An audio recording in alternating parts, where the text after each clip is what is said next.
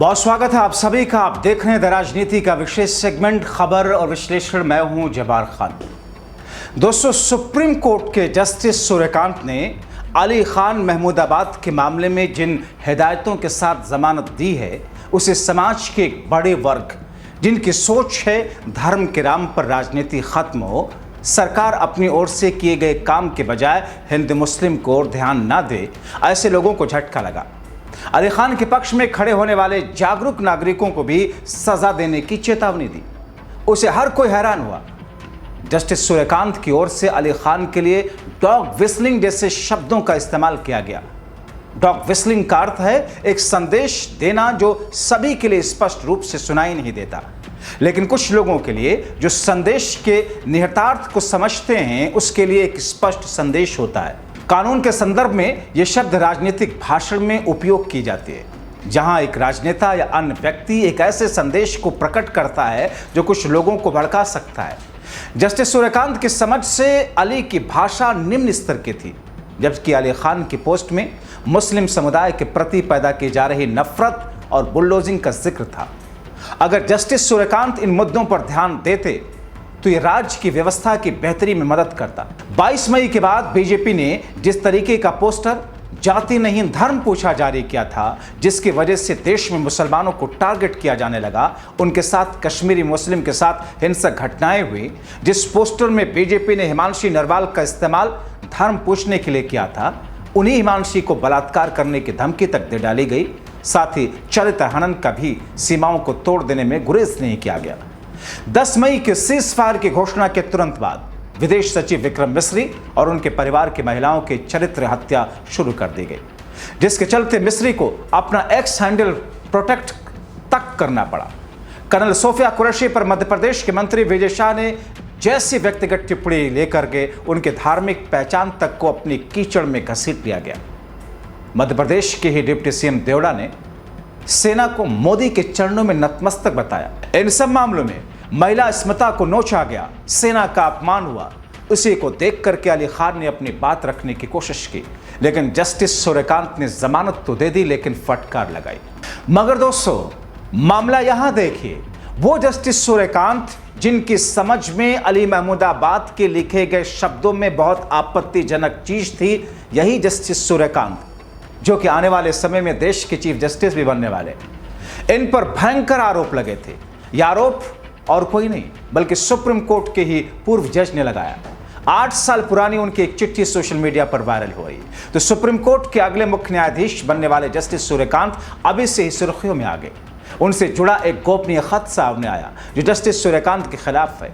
इसमें जस्टिस सूर्यकांत पर गंभीर आरोप लगाए गए थे। मीडिया रिपोर्ट के अनुसार वो खत सुप्रीम कोर्ट के पूर्व जज आदर्श कुमार गोयल ने 12 जनवरी 2018 को तत्कालीन सीजेआई को लिखा था। साल 2018 को तब पंजाब हरियाणा हाईकोर्ट के जस्टिस सूर्यकांत को हिमाचल प्रदेश हाईकोर्ट के मुख्य न्यायाधीश के रूप में नियुक्त करने का प्रस्ताव था।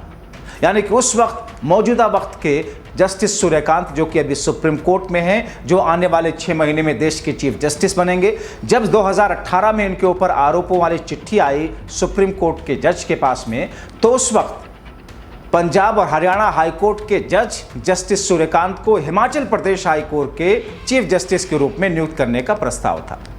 पूर्व जज आदर्श कुमार गोयल ने जस्टिस सूर्यकांत की नियुक्ति का विरोध किया था। उनके खिलाफ लगे कथित आरोपों का जिक्र करते हुए तत्कालीन सीजेआई के सामने अपनी असहमति जताई थी। जस्टिस गोयल ने खत में क्या लिखा था, ये जानने से पहले ये जान लें कि आखिर जस्टिस सूर्यकांत क्यों सुर्खियों में है। जस्टिस सूर्यकांत वर्तमान में सुप्रीम कोर्ट के दूसरे सबसे वरिष्ठ जज हैं।